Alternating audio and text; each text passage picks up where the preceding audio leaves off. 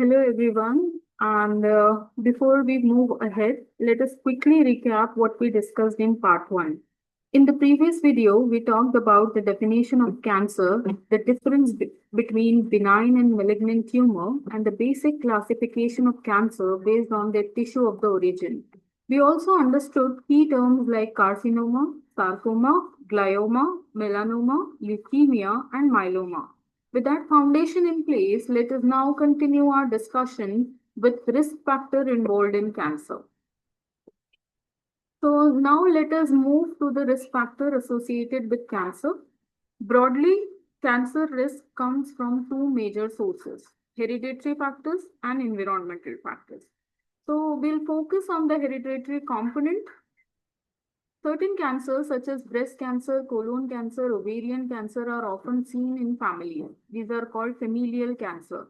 The reason for this is that most of the cancer do not develop from a single mutation. The cells usually require two or more genetic mutations before they turn cancers.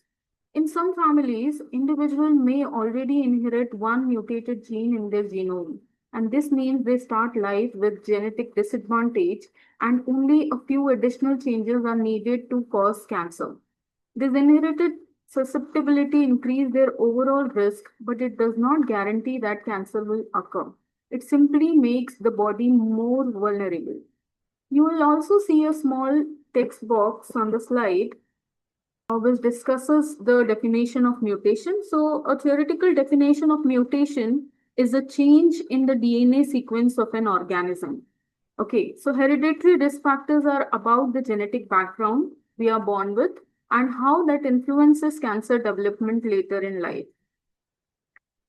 So, coming to the chemical substances that may cause cancer, so several substances in our environment act as a potent carcinogen. So, remember, carcinogen basically is a term like given to like a set of substances, a set of what do we say, causative factors and all which may predispose or which may cause cancer. Okay, so compounds like benzene and asbestos can cause mutation in our DNA. Exposure to ionizing radiation, ultraviolet light, and certain drugs that damage nucleic acid can also initiate the genetic changes that leads to cancer. Among all carcinogens known worldwide, tobacco remains the most significant. Even some chemotherapeutic drug used for treatment may occasionally increase the risk of secondary cancer. Tobacco smoke contains multiple carcinogenic chemicals such as nicotine, hydrogen cyanide, formaldehyde, lead, arsenic, ammonia, benzene, carbon monoxide, and nitrosamines, making it one of the strongest contributor for cancer development. Now coming to the food and our genes constantly interact, and this interaction can influence several processes related to cancer, such as carcinogen metabolism, hormone regulation, inflammation, cell differentiation, and even apoptosis. Food can become more carcinogenic when it is contaminated, spoiled, or handled improperly.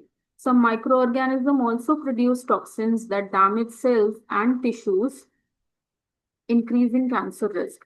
You'll also see a small pop-up box on the slide this explaining apoptosis, which simply means programmed cell death, a natural process that removes damaged cells. When we discuss energy balance and cancer epidemiology, it is important to understand that body weight, whether measured as BMI or relative body weight, has been extensively studied in relation to cancer risk. Across multiple large-scale epidemiological studies worldwide, a consistent positive association has been observed between excess body weight and several cancer, particularly those of breast, endometrium, gallbladder, and kidney. These cancers appears to be more common in individuals who are overweight or obese, highlighting the metabolic and hormonal disturbances that accompany excessive adiposity. Now, pay special attention to the postmenopausal women. Evidence shows that postmenopausal women who gain weight and have higher waist to hip ratio are at greater risk of developing breast cancer, especially in those not receiving hormone replacement therapy, HRT. The distribution of body fat, central or abdominal obesity plays a significant role due to increased estrogen production from adipose tissue insulin resistance, and chronic low-grade inflammation. In summary, energy imbalance leading to obesity is a modifiable risk factor. That means it can change. And maintaining healthy body weight through appropriate diet and regular physical activity forms an important strategy in cancer prevention. Coming to the sugar, higher intake of simple sugars like monosaccharides and disaccharides has been linked to an increased risk of colorectal cancer. Similarly, excessive consumption of starchy food may contribute to development of gastric cancer. So both refined sugar and higher starch diet can play a role in cancer risk when it is consumed in excess. So fat as contributing factor, let's have a look towards that. So many researchers shows that a higher intake of saturated fat is positively linked with the risk of colon cancer and non-Hodgkin's lymphoma. A similar association is seen with cancers of breast, colon, prostate, and pancreas.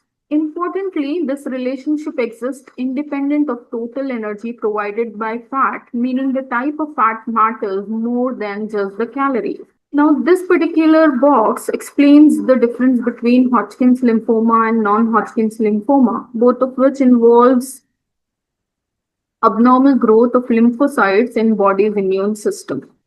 So studies show that alcohol plays a casual role in cancer development, especially in cancers of mouth, throat, esophagus, and breast.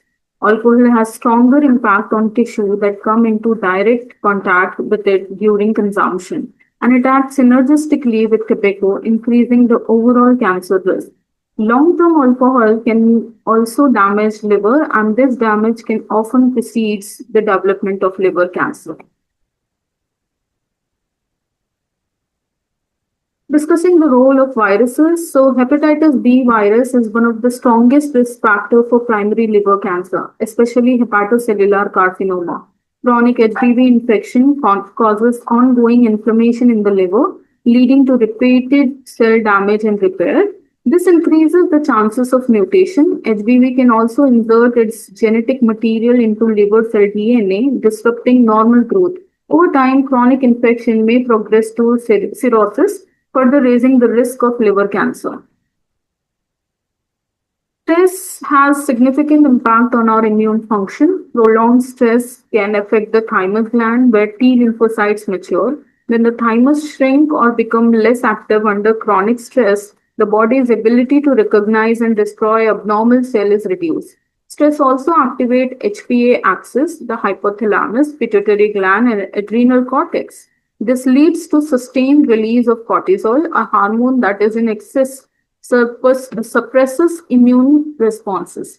Over time, this weakened immunity reduces surveillance against damaged or mutated cells, increasing vulnerability to various diseases, including cancer.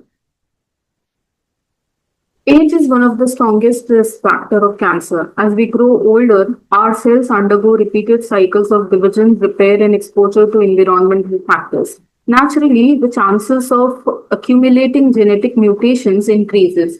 Epidemiological data clearly shows that incidence of cancer in individuals above 65 is nearly 6 times higher than in people between 40 and 65. This is because aging reduces DNA repair efficiency, weakens immune surveillance, and increases the overall vulnerability of tissues to carcinogenic influences.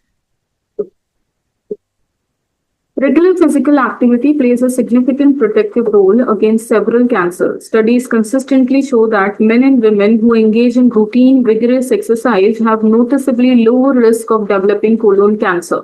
This protective effect is linked to improved gut motility, reduced inflammation, and better insulin regulation. Physical activity is also known to lower the risk of breast cancer, not only by helping maintain a healthy body weight, but also through weight-independent mechanisms, such as favorable changes in hormones, immune function, and metabolic pathway. That's all for this video. Stay tuned for the next session where we'll be discussing the symptoms of cancer along with its dietary management.